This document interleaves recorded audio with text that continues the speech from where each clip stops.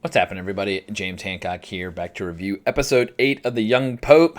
Sadly, this show is drawing to a close. Only 2 episodes to go before we have to wait for season 2, but at least season 2 is getting made, and I could not be more thrilled about that fact. But I have to say that episode 8 might be the most heartfelt, kind of tender and consequential episode so far. Not necessarily the most outrageously entertaining, but you really see the Pope's character, or the young Pope's character, going through the most evolutions and changes, and he really seems to be going into a new place in terms of his personality and in his role as Pope.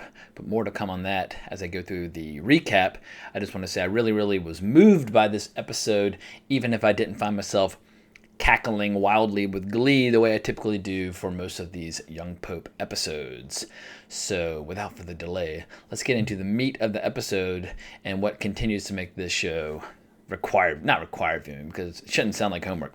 What makes this show must-see TV? We begin with Lenny on vacation. He hates vacation, but he's out at this resort and he's underwater praying in this great shot, and he's basically going through the grieving process of the loss of Dussolier, his kind of best friend slash adopted brother from the orphanage.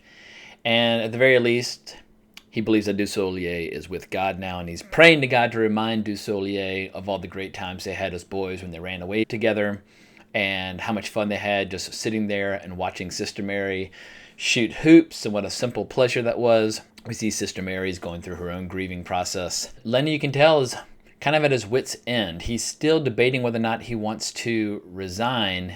He's kind of trying to work his way through his grief, doing things like he's doing this crazy elaborate workout routine where basically he and another guy in diapers.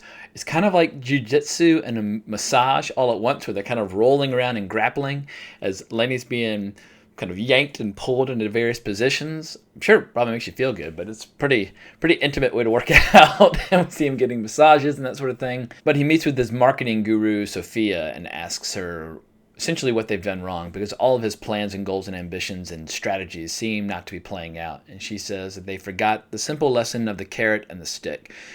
They only brought the stick. If someone's going to be strict and stern and threatening, there has to also be the promise of a reward, and they've only been using the stick. And she starts coming up with some ideas about how they could possibly turn things around. One of her ideas is to go to Africa for the 30th anniversary of Sister Antonia's Village of Goodness. Apparently they're about 250 now, but she is a nun who has created all these shelters / churches all around the continent of Africa.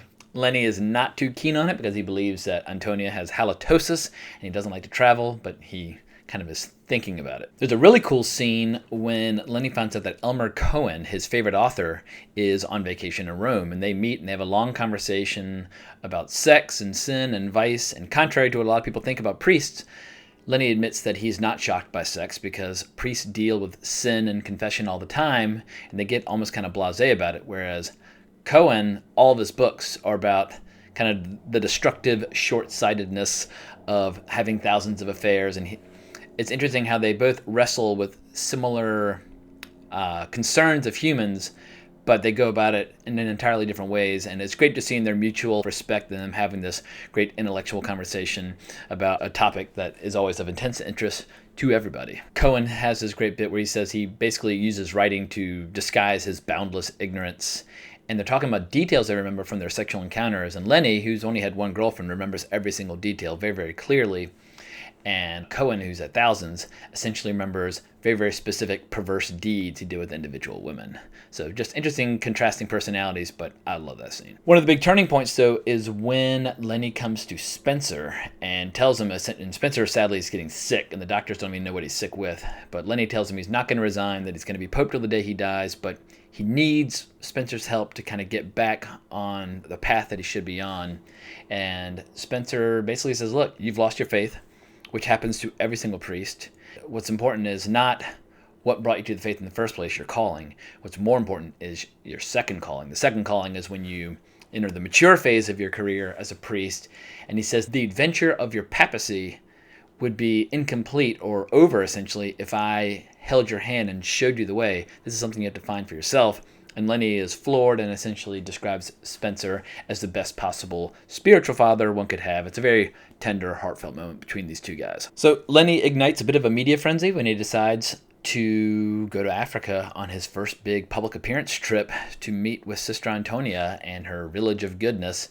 And they pack all the reporters onto the plane and they all take off. And the reporters are burning with the desire to ask all these questions, and meanwhile Lenny's just up front praying and refusing to talk to them. One journalist refuses to be denied, though, and she essentially just blurts out her question through a half-closed door. She screams about why did Lenny assign an incompetent to the Kurtwell case in New York. Gutierrez is not remotely equipped to handle that kind of investigation, and she accuses Lenny of being the victim of being blackmailed for something related to the case. So whether or not there's any fire there to that smoke, who knows? But obviously we'll be learning more about the Kurtwell case in episode 9 and 10. In Africa, I can't remember which country they visit, but they see widespread poverty, they see violence, they see starvation, they see lack of water, they encounter a lot of problems.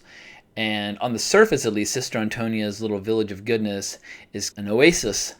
What on the surface appears to be a goodwill mission with Lenny coming to recognize her for her efforts, turns out it's more of an investigation on his part to ascertain to what degree she's doing a good job or not. There's a great confrontation between Antonia and Voyello when they first arrive. Antonia is told that she's not going to be allowed to pose for any pictures with the Pope. She's outraged and furious and makes all these threats. And Voyello says basically that even though she's powerful and has all these friends, and that essentially Lenny has no friends, that he will shut down all 250 of her villages of goodness tomorrow if he feels like it. And he basically encourages her to play ball with how Lenny does things, and he also encourages her to take not one but 2 breath mints because he knows how grossed out Lenny is by her foul-smelling breath. But while Lenny's down there, he has this great bit where he's confessing all of his problems, and he's meeting with a local priest. And he realizes that the priest does not speak any English, but the priest passes him a note handwritten in English and essentially describes how corrupt Sister Antonia is and how she's hoarding fresh water and using it as a leverage to get favors out of people and sometimes getting him to do perverse sexual things. And Lenny, when he's doing one of his services, as he's holding up a goblet at one point, I think they're going through communion, he uses the reflection of it to kind of observe her, and he sees that she's got a sexual relationship going on with one of her fellow nuns. And he's gathering data all the time. And it leads to this big meeting that he has with Antonia, and they're talking about politics and which local leaders to support, who's a good guy and who's not. And Lenny essentially takes the floor and asks her if she's truly a good person. A good person is someone who places the needs of everyone before themselves and how their needs come last. And he calls her out on not being a good person and calls her out on being corrupt and hoarding water, and also calls her out on her halitosis problem, which seems to Lenny to be the worst grievance that he has against her. Well, so there is still a little bit of humor in this episode. And before they leave Africa, Lenny, in this basically a speech over the speakers to all the gathered political leaders and it's basically a giant outdoor assembly. He makes a really, really moving speech about how all the things that we love as children, that essentially is God. And he says children do not love war, and that there's entirely too much war and far too little love in this country. And that if they embrace peace, that he will show them the way to God. And as peace and God go hand in hand, and he keeps emphasizing it again and again and again, the need for peace. And he reminds them about the peace that he felt on a Colorado river as a small boy, hanging out with his hippie mother and father, and his mother's walking around topless. He doesn't describe all that, but he's seeing it all in his head. And on the flight back, Lenny does this rare appearance where he walks through all the sleeping journalists on the plane, but there's one journalist who's awake who tells him just how impressed he was by Lenny's speech and just what a remarkable speech it was. And Lenny seems to be having an impact. And Voyello tells him that there's been a 12% increase in desire of people to attend his next Mass at St. Peter's Square. So suddenly, there seems to be some positive traction for the Pope's endeavors. But we end the episode with a really, really crazy scene where after bad weather forces them to land, I believe in Naples, they're driving to Rome, and Lenny wants to stop at a gas station. I assumed he was going to stop for cigarettes because he loves to smoke. But he goes out into this parking lot where all these truckers are sleeping, and he gets down on his knees, and he has a one-on-one conversation with God about Sister Antonia and what needs to be done about her. And we don't hear what he says. We can just see him kind of looking up. He's almost kind of going cross-eyed, and he's speaking with great intensity. And we see Sister Antonia back at her village of goodness, and she suddenly collapses. It's almost as if she's been struck dead by Lenny's prayer. Whether or not that's the case, I don't know, but it's the way I interpreted it. It remains to be seen in episode 9 just exactly what happened. But for now, Lenny seems to be taking action, and he's ready to take a more active role as the Pope. And I have a feeling in episode 9 and 10, we're going to be seeing some massive changes as he gets more involved with the world and kind of comes out of his self-imposed prison. So, love the show.